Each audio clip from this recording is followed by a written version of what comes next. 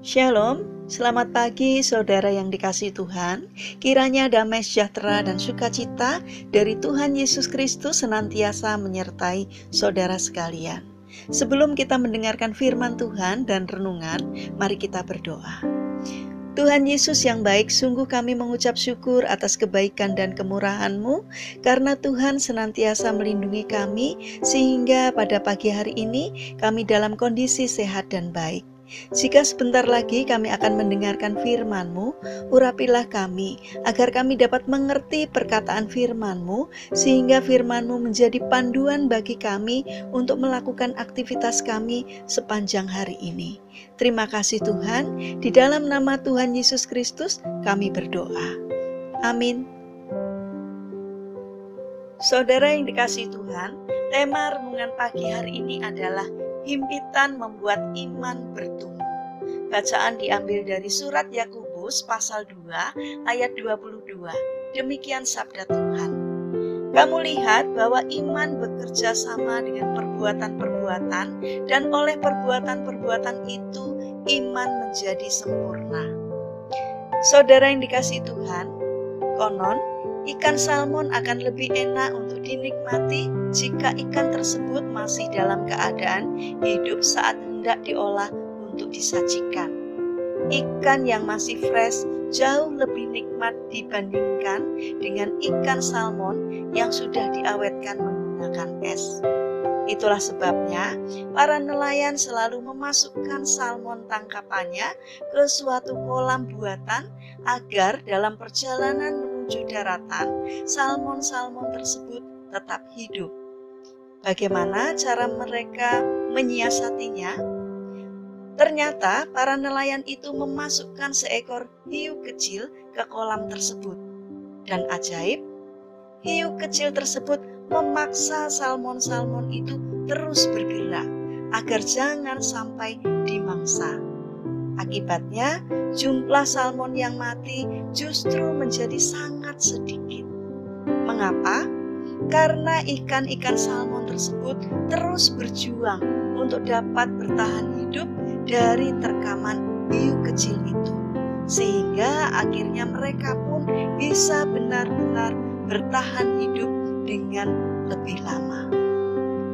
Saudara yang dikasihi Tuhan, kadang tekanan dan himpitan hidup membuat iman kita terus bergerak dan bertumbuh.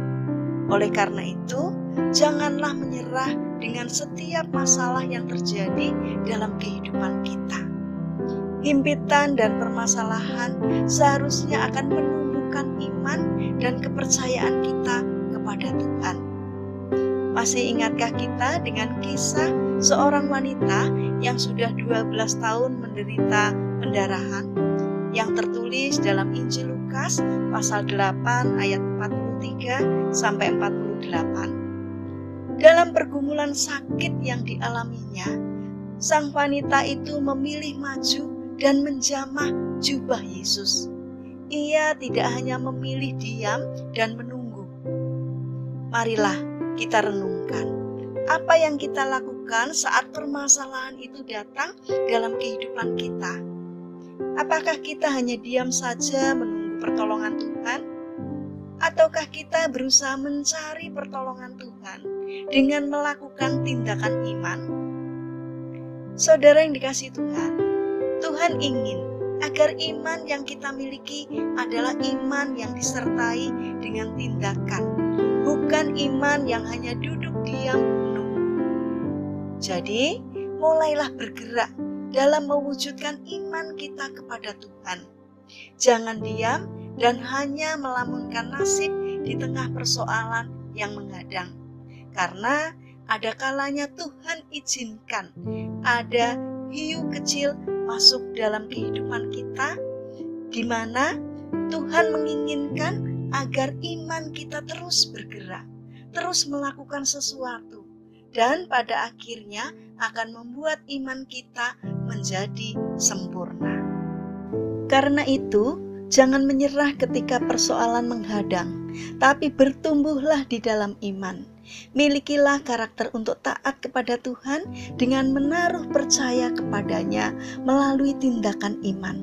Karena Tuhan ingin agar iman kita bergerak ke arah pertumbuhan. Mari kita berdoa.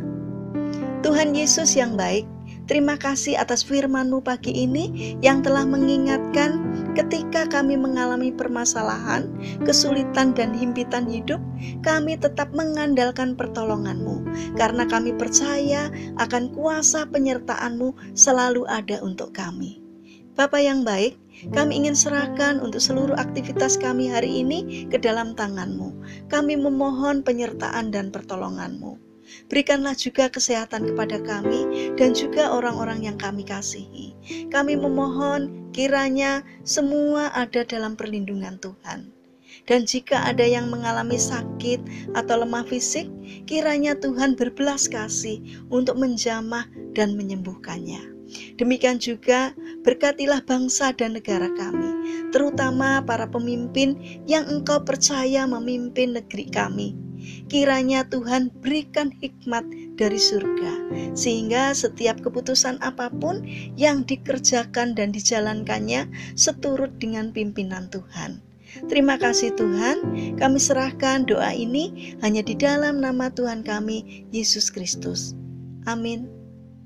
Puji Tuhan saudara, kiranya firman Tuhan hari ini dapat menjadi berkat bagi kita semua. Haleluya.